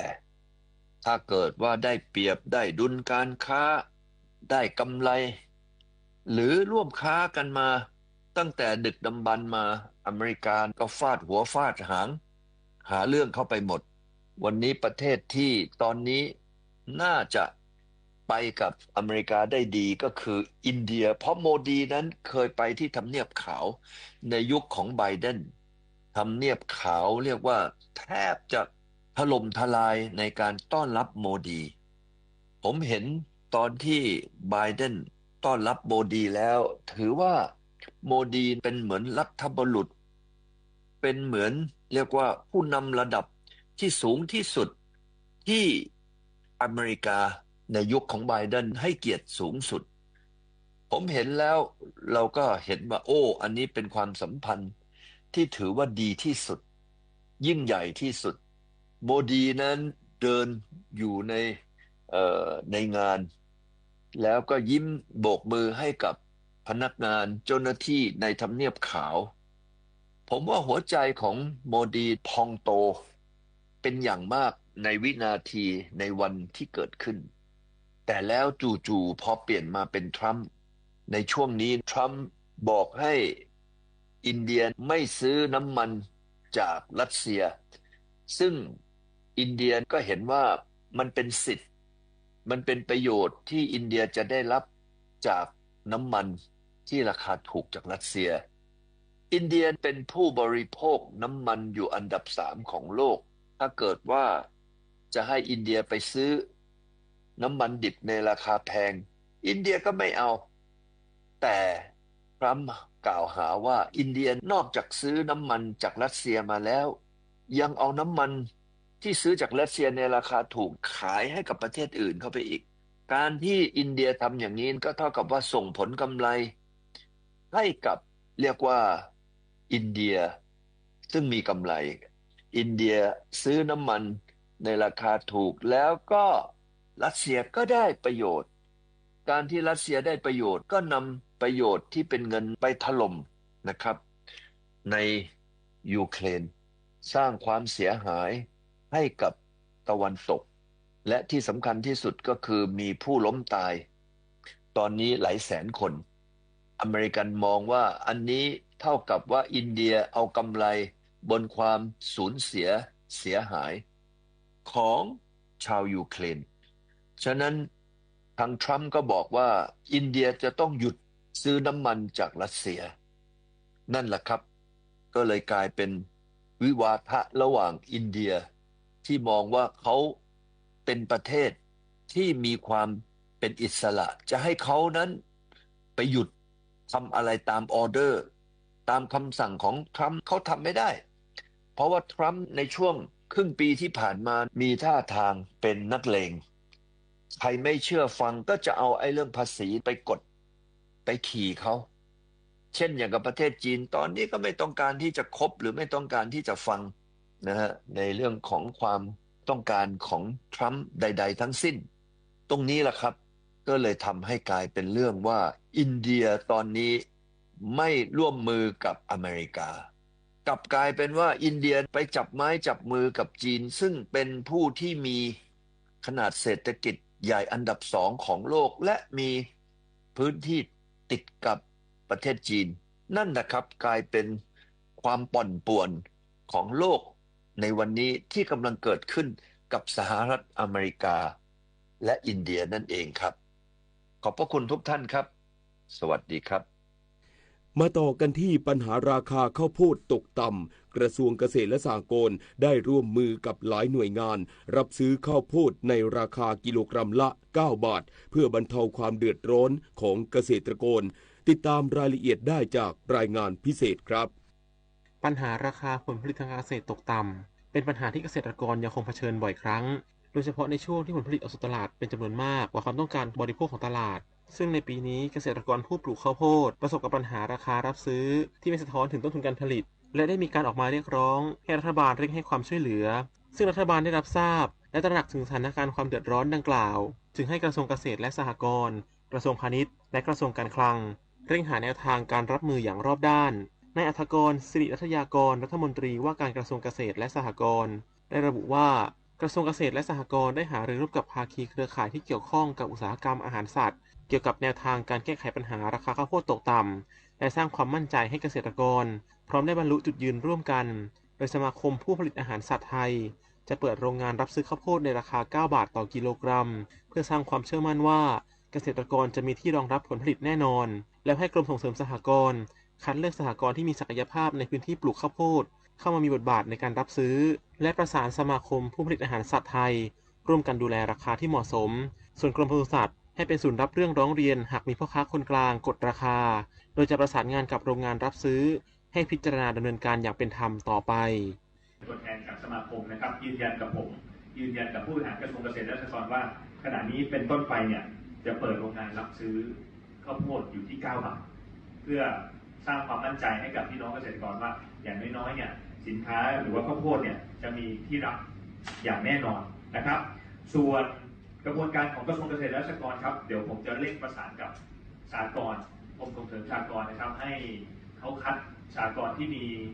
คุณภาพให้เขาคัดสหกรณ์ที่มีศักยภาพในพื้นที่ต่างๆที่เรามีการปลูกข้าวโพดเนี่ยให้เขารับซื้อข้าวโพดและก็จะประสานไปยังท่านนายกสมาคมนะครับเพื่อที่จะช่วยเหลือนะครับอีกทางหนึ่งนะครับในการที่จะรับซื้อข้าวโพดจากพี่น้องเกษตรกรในราคาที่เราได้พูดคุยกันในวันนี้ในราคาที่พี่น้องเกษตรกรสามารถอยู่ได้นะครับสำหรับภาพรวมการแก้ไขปัญหาดังกล่าวรัฐมนตรีว่าการกระทรวงเกษตรและสหกรณ์ย้ำว่าได้หารือกับกระทรวงพาณิชย์และกระทรวงการคลังอย่างใกล้ชิด โดยจะร่วมกันแก้ไขปัญหาเพื่อหาแนวทางบรรเทาความเดือดร้อนของเกษตรกรให้เกิดเป็นรูปธรรมเนื่องจากรัฐบาลมีความเข้าใจถึงความเดือดร้อนของเกษตรกรและร่วมกับภาคส่วนที่เกี่ยวข้องเร่งแก้ไขปัญหาอย่างจริงจังได้มีโอกาสได้คุยกับท่านรัฐมนตรีว่าการกระทรวงพาณิชย์นะครับท่านก็บอกท่านรับเรื่องมาแล้วก็เดี๋ยวคงจะไปช่วยเหลือหารือกันต่อไปนะครับผมว่าเรื่องข้าวโพดเนี่ยมันไม่ใช่กระทรวงพาณิชย์อย่างเดียวมันขึ้นอยู่กับหลายกระทรวงด้วยนะครับแต่ว่าผมยืนยันว่ารัฐบาลเข้าใจนะครับแล้วก็เชื่อว่าจะต้องหาแนวทางในการแก้ไขปัญหาต่อไปนะครับกระทรวงเกษตรและสหกรณ์ยังมีแนวทางการแก้ไขปัญหาราคาผลผลิตทางการเกษตรตกต่ำอีกหลายมาตรการหรืออีกหลายแนวทางในการช่วยเหลือเกษตรกรเช่นโครงการชะลอการขายโครงการส่งเสริมการปลูกพืชมูลค่าสูงทดแทนครอบคลุมมาตรการอื่นๆที่จำเป็นเพื่อบรรเทาความเดือดร้อนในระยะเร่งด่วนในระยะยาวพร้อมมุ่งเน้นการลดต้นทุนเพื่อเพิ่มรายได้และส่งเสริมการทำเกษตรมูลค่าสูงเพื่อให้เกิดการทำเกษตรที่ยั่งยืนและเกษตรกรมีคุณภาพชีวิตที่ดีขึ้นชวนันท์มาลีรายงานกลุ่มวิสาหกิจชุมชนพังงายกระดับผลไม้ไทยด้วยการแปรรูปลูกจันเทศเป็นเจลลี่ลูกจันเพิ่มมูลค่าให้กับสินค้าอีกทั้งยังช่วยส่งเสริมการท่องเที่ยวเชิงวัฒนธรรมกระตุ้นการท่องเที่ยวในพื้นที่ติดตามจากรายงานครับกลุ่มวิสาหกิจชุมชนพังงาเมืองแห่งความสุขเดินหน้ายกระดับผลไม้ไทยแปรรูปลูกจันเทศเป็นเจลลี่ลูกจันต่อยอดอาหารเพื่อสุขภาพเพิ่มมูลค่าพร้อมเชื่อมโยงการท่องเที่ยวเชิงวัฒนธรรมรองรับนักท่องเที่ยวช่วงไฮซีซั่นนี้จันเทศเป็นพันธุ์ไม้ที่มีถิ่นกำเนิดในประเทศอินโดนีเซียโดยเป็นผลไม้ที่มีสรรพคุณนานาชนิดอาทิทำให้ชุ่มคอขับเสมหะขับลมบำรุงโลหิตแก้ร้อนในจุกเสียดกระหายน้ำและรกลูกจันยังสามารถนำมาเป็นเครื่องเทศแต่งกลิ่นอาหารได้เช่นใส่แกงคั่วแกงมัสมั่นหรือแกงกะหรี่โดยผลไม้ลูกจันสามารถส่งขายตลาดได้ทั้งภายในจังหวัดต่างจังหวัดและต่างประเทศทำให้มีชาวบ้านหลายชุมชนที่มีสภาพภูมิอากาศเหมาะสมให้ความสนใจและหันมาปลูกลูกจันทร์กันเพิ่มขึ้นรวมทั้งกลุ่มวิสาหกิจชุมชนพังงาเมืองแห่งความสุขซึ่งตั้งอยู่ในพื้นที่ตำบลถ้ำน้ำผุดอำเภอเมืองจังหวัดพังงาที่หันมารวมกลุ่มกันปลูกต้นจันทร์เพื่อจำหน่ายผลผลิตสดต่อมาได้ต่อยอดด้วยการแปลรูปเป็นผลิตภัณฑ์ต่างๆเพื่อเพิ่มมูลค่าสินค้านายสากลบู่ทองประธานกลุ่มวิสาหกิจชุมชนพังงาเมืองแห่งความสุขกล่าวว่าได้นำลูกจันเทศมาแปรรูปเป็นผลิตภัณฑ์ที่หลากหลายทั้งน้ำลูกจันทร์เส้น3รสยาดมสมุนไพรขนมคุกกี้โดยเฉพาะเจลลี่ลูกจันทร์ซึ่งเป็นผลิตภัณฑ์ที่กำลังได้รับความนิยมเป็นอย่างสูงจากผู้บริโภคเนื่องจากมีรสชาติที่กลมกล่อมทั้งยังเป็นผลไม้ที่มีสรรพคุณทางยาในการรักษาสุขภาพสามารถรับประทานได้ทุกเพศทุกวัยรวมถึงกลุ่มเด็กๆก็ยังสามารถรับประทานเป็นอาหารว่างได้อีกด้วยกลุ่มวิสาหกิจชุมชนพังงาเมืองแห่งความสุขนะครับเราได้พัฒนาแปรรูปผลิตภัณฑ์ที่ทำมาจากลูกจันทร์นะครับหลากหลายอย่างเลยโดยเฉพาะล่าสุดเราทำเป็นเจลลี่ลูกจันทร์นะครับเพื่อให้มันเหมาะสมกับกลุ่มลูกค้าที่เป็นกลุ่มเด็กขึ้นมานะครับเพราะว่าลูกจันทร์เนี่ยมันเป็นของที่เป็นอัตลักษณ์ของพังงามาแต่โบราณแล้วด้วยสรรพคุณผลไม้ที่เป็นอาหารแล้วก็เป็นยาด้วยก็จะมีการนำไปทำเป็นยาสมุนไพรโบราณทำเป็นเครื่องเทศทำเป็นน้ำปานะเพื่อที่จะทำบุญถวายพระได้ด้วยนะครับเรามีกลุ่มลูกค้าเป้าหมายที่หลากหลายดังนั้นเนี่ยเราใช้เทคโนโลยีนวัตกรรมเนี่ยเพื่อแปรรูปผลิตภัณฑ์ขึ้นมาโดยเฉพาะเป็นเจลลี่ลูกจันทร์นะครับแล้วก็นอกจากนั้นเนี่ยเราจะมีกัมมี่ลูกจันทร์แล้วก็ผลิตภัณฑ์ต่างๆที่ทำจากลูกจันทร์อีกประมาณ10 กว่าอย่างแล้วนะครับดังนั้นเนี่ยการจะปลูกลูกจันทร์ให้มันขึ้นแล้วก็ได้ผลผลิตที่ดีเนี่ยครับจะปลูกในโซนที่มีสภาพอากาศเป็นอย่างนี้เราก็เลยได้รวมกลุ่มกันนะครับระหว่างผู้ปลูกลูกจันทร์ด้วยกันแล้วก็พัฒนาผลิตภัณฑ์ขึ้นมาทำให้มีแบรนด์มีชื่อเสียงขึ้นมาเพื่อที่จะเป็นการส่งเสริมการท่องเที่ยวของจังหวัดพังงาแล้วในตัวสวนสนุกเองเนี่ยครับที่เป็นที่ตั้งของกลุ่มก็มีเป็นโคกหนองนาเศรษฐกิจพอเพียงแล้วก็ประยุกต์ใช้เอานวัตกรรมเข้ามาดูแลในการเพาะปลูกลูกจันทร์เพื่อเป็นศูนย์เรียนรู้เรื่องของเศรษฐกิจพอเพียงแล้วก็การแปรรูปลูกจันทร์นะครับเจลลี่ลูกจันทร์นับว่าเป็นนวัตกรรมจากวัตถุดิบท้องถิ่นซึ่งปกติใช้แค่เนื้อผลหรือตากแห้งแต่กลุ่มวิสาหกิจชุมชนพังงาเมืองแห่งความสุขได้เลือกใช้ผลผลิตของลูกจันทร์เทศครบทุกส่วนที่มักถูกมองข้ามทำให้สามารถช่วยต่อยอดเชิงคุณค่าจากอาหารสู่นวัตกรรมสมุนไพร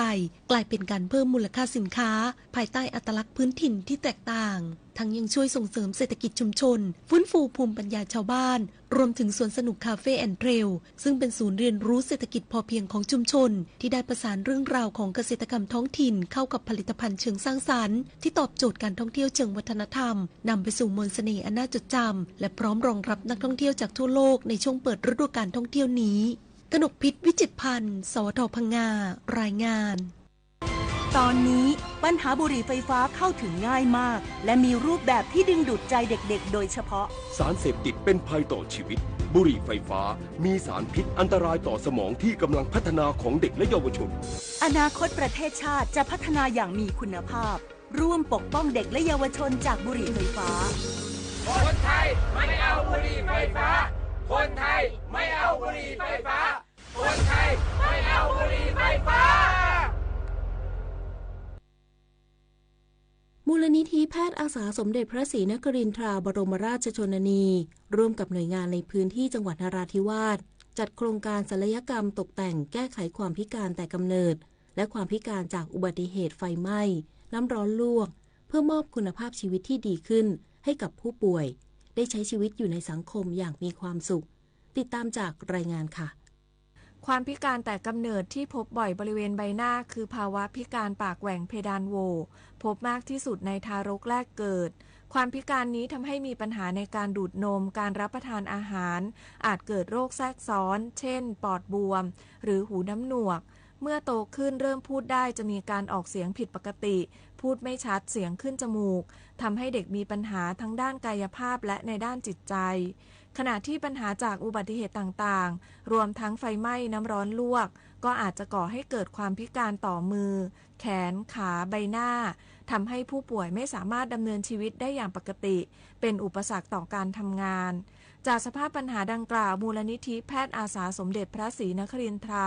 บรมราชชนนีหรือมูลนิธิพอสวจึงร่วมกับโรงพยาบาลนราธิวาสราชนครินทร์และสำนักงานสาธารณสุขจังหวัดนราธิวาสจัดโครงการศัลยกรรมตกแต่งแก้ไขความพิการแต่กำเนิดและความพิการจากอุบัติเหตุไฟไหม้น้ำร้อนลวกโดยนายแพทย์พรประสิทธิ์จันทระผู้อำนวยการโรงพยาบาลนราธิวาสราชนครินทร์เปิดเผยว่าการดำเนินโครงการครั้งนี้จัดขึ้นเพื่อถวายเป็นพระราชกุศลแด่พระบาทสมเด็จพระเจ้าอยู่หัวและสมเด็จพระนางเจ้าพระบรมราชินีตลอดจนเพื่อให้ผู้ป่วยมีคุณภาพชีวิตที่ดีขึ้นก็เป็นโอกาสดีที่ทีมคณะแพทย์จากพสวนะครับก็ร่วมกับสำนักงานสาธารณสุขจังหวัดนะครับแล้วก็โรงพยาบาลนราธิวาสเนี่ยจัดกิจกรรมดีๆนี้ขึ้นซึ่งก็ส่งผลให้ผู้ป่วยเป็นจำนวนมากนะครับได้รับการผ่าตัดดูแลซึ่งก็ส่งผลให้ผู้ป่วยเข้าถึงบริการได้มากทีเดียวซึ่งผมก็คิดว่าอันนี้ก็เป็นผลประโยชน์มหาศาลให้กับผู้ป่วยในจังหวัดนราธิวาสแล้วก็เป็นจุดเริ่มต้นที่จะทำให้ได้มีกิจกรรมดีๆแบบนี้นะครับอีกในครั้งต่อๆไปและหลังได้รับการแก้ไขก็ได้รับความตอบรับในทางที่ดีนะครับประชาชนแล้วก็ผู้ป่วยเนี่ยก็คิดว่าพึงพอใจกับกิจกรรมทั้งนี้เป็นการให้บริการฟรีเพื่อคนไทยทุกคนได้เข้าถึงการรักษาโดยทีมแพทย์ผู้เชี่ยวชาญมีผลการให้บริการแบ่งเป็นการผ่าตัดใหญ่25รายและการผ่าตัดเล็ก7รายรวมทั้งสิ้น32รายโดยเป็นการผ่าตัดแก้ไขปากแหว่งผ่าตัดแก้ไขแผลเป็นผ่าตัดตาและจมูกเป็นต้นโดยการรักษาแก้ไขความพิการไม่ใช่เพียงการเปลี่ยนแปลงรูปร่างหน้าตาแต่เป็นการมอบโอกาสความมั่นใจและคุณภาพชีวิตที่ดีกว่าให้กับผู้ป่วยและครอบครัวทำให้มีคุณภาพชีวิตที่ดีขึ้นสามารถทำงานหาเลี้ยงชีพได้และใช้ชีวิตอยู่ในสังคมได้อย่างมีความสุขประพิชญานันท์ เทพรักษ์ สวท นราธิวาสรายงานจังหวัดระนองเดินหน้ามาตรการปราบปรามการลักลอบนำเข้าและส่งออกสินค้าเกษตรและสัตว์น้ำผิดกฎหมายอย่างจริงจังเพื่อปกป้องเกษตรกรไทยซึ่งจะเป็นกลไกสำคัญในการสร้างเสถียรภาพราคาสินค้าเกษตรในประเทศให้ดีขึ้นติดตามรายละเอียดได้จากรายงานค่ะในการป้องกันและปราบปรามสินค้าเถื่อนเพื่อเป็นการช่วยเหลือพี่น้องเกษตรกรนะครับให้ได้รับการคุ้มครองในการประกอบอาชีพและไม่ให้สินค้าเถื่อนที่ยังไม่ได้รับการตรวจสอบอย่างถูกต้องซึ่งอาจจะนำโรคหรือนำความเสียหายทางเศรษฐกิจเข้าสู่ประเทศมาได้จังหวัดระนองเป็นจังหวัดชายแดนที่มีอาณาเขตติดกับประเทศเมียนมาทั้งทางบกและทางทะเลรวมระยะทาง169กิโลเมตรจึงเป็นจังหวัดชายแดนอีกพื้นที่หนึ่งที่เสี่ยงต่อการลักลอบนำเข้าสินค้าผิดกฎหมาย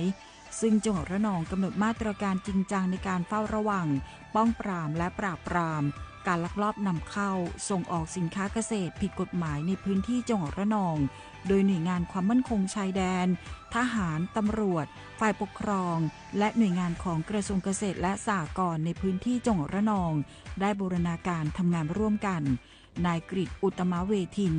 รองปลัดกระทรวงเกษตรและสหกรณ์นำหน่วยเฉพาะกิจพญานาคราชลงพื้นที่ตรวจติดตามการแก้ไขปัญหาการลักลอบนำเข้าสินค้าเกษตรและสัตว์น้ำผิดกฎหมายในพื้นที่จังหวัดระนองเพื่อติดตามผลการปฏิบัติงานตามภารกิจป้องกันและปราบปรามสินค้าผิดกฎหมายจังหวัดระนองด้านพืชด้านประมงด้านปศุสัตว์และเข้ารับฟังบรรยายสรุปถึงการดำเนินงานของหน่วยเฉพาะกิจกรมทหารราบที่ 25 กองกำลังเทพสตรีและพร้อมตรวจเยี่ยมให้กำลังใจแก่เจ้าหน้าที่ประจำด่านตรวจจุดตรวจศิลาสลักจปร.อำเภอกระบุรีจังหวัดระนองนายกฤษอุตตมเวทินเปิดเผยว่าการดำเนินงานดังกล่าวสะท้อนให้เห็นถึงความมุ่งมั่นของหน่วยเฉพาะกิจพญานาคราชและหน่วยงานที่เกี่ยวข้องในการบูรณาการปฏิบัติการปราบปรามการลักลอบนำเข้าสินค้าเกษตรผิดกฎหมายเพื่อปกป้องเกษตรกรไทยซึ่งจะเป็นกลไกสำคัญในการสร้างเสถียรภาพราคาสินค้าเกษตรในประเทศให้ดีขึ้นการจับกุมหรือการปราบปรามสินค้าเถื่อนนั้นยังสะท้อนภาพความต้องการนะครับของสินค้าเกษตรที่จำเป็นต้องมีการบริโภคนะครับการใช้ประกอบในอุตสาหกรรมการธุรกิจในภาคส่วนต่างๆทางเศรษฐกิจของประเทศด้วยก็จะนำไปสู่การวิเคราะห์นะครับเพื่อส่งเสริมการผลิตภายในประเทศให้เพิ่มขึ้นครับจึงเป็นที่มาของการออกตรวจติดตามภารกิจของหน่วยปฏิบัติการพญานาคราชในวันนี้ครับการลักลอบนำเข้าสินค้าเกษตรผิดกฎหมายไม่ได้เป็นเพียงการฝ่าฝืนกฎหมายแต่คือภัยเงียบที่ทำร้ายภาคการผลิตทางการเกษตรภายในประเทศซึ่งส่งผลกระทบโดยตรงต่อเกษตรกรไทยรวมทั้งทำลายกลไกราคาสินค้าและบั่นทอนความมั่นคงทางอาหารของประเทศวันนี้เจ้าหน้าที่หน่วยงานความมั่นคงในพื้นที่จังหวัดระนองทุกหน่วยร่วมใจการสกัดกั้นแล้วแต่สิ่งที่สำคัญที่สุดคือการสร้างสังคมไทยที่ไม่ทนต่อความไม่ถูกต้องเพื่อให้เกษตรกรของเราได้รับการปกป้องและเพื่อให้ผลผลิตไทยเติบโตอย่างยั่งยืนต่อไปอภิชราคงมณี สวทระนองรายงานจังหวัดสระแก้วจัดตั้งโรงพยาบาลมินิธัญรักษ์รองรับการบำบัดผู้ติดยาเสพติดที่ไม่รุนแรงทำให้ผู้ป่วยสามารถเข้าถึงบริการใกล้บ้านได้สะดวกขึ้นติดตามได้จากรายงานพิเศษค่ะปัญหายาเสพติดยังคงเป็นหนึ่งในความท้าทายสำคัญของสังคมไทยในพื้นที่จังหวัดสระแก้วที่การแพร่ระบาดกระทบทั้งครอบครัวและชุมชนระบบสาธารณสุขได้พัฒนากระบวนการบำบัดรักษาอย่างเป็นระบบเพื่อให้ผู้เสพและผู้ติดมีโอกาสกลับคืนสู่สังคมนายแพทย์ธราพงศ์กับโกนายแพทย์สาธารณสุขจังหวัดสระแก้วอธิบายว่าผู้ที่เกี่ยวข้องกับยาเสพติดแบ่งออกเป็น2กลุ่มสำคัญคือผู้เสพซึ่งยังไม่มีอาการติดและผู้ติดที่ไม่สามารถขาดยาได้ต้องหามาใช้ต่อเนื่องการบำบัดแต่ละกลุ่มใช้เวลาเฉลี่ยราว40วันโดยผู้ติดส่วนใหญ่อาจจะต้องเข้ารับการดูแลแบบผู้ป่วยในขณะที่ผู้เสพสามารถบำบัดแบบผู้ป่วยนอกได้การเข้าสู่กระบวนการบำบัดมีทั้งแบบสมัครใจและแบบบังคับตามกฎหมายโดยผู้ป่วยจะถูกส่งเข้ารับการรักษาที่โรงพยาบาลส่งเสริมสุขภาพตำบลแต่หากมีอาการก้าวร้าวรุนแรงทำร้ายตนเองและผู้อื่นจะถูกส่งต่อไปยังโรงพยาบาลอำเภอหรือโรงพยาบาลจิตเวชราชนครินทร์สระแก้วเพื่อการดูแลที่เข้มข้นมากขึ้นจังหวัดสระแก้วได้จัดตั้งโรงพยาบาลมินิธัญลักษณ์เพื่อรองรับการบำบัดผู้ติดยาเสพติดที่ไม่รุนแรงทำให้ผู้ป่วยสามารถเข้าถึงบริการใกล้บ้านได้สะดวกขึ้นและเมื่อสิ้นสุดการบำบัดในโรงพยาบาลแล้วพวกเขาจะถูกส่งกลับคืนสู่ชุมชนภายใต้กลไก CBTX หรือชุมชนล้อมรัก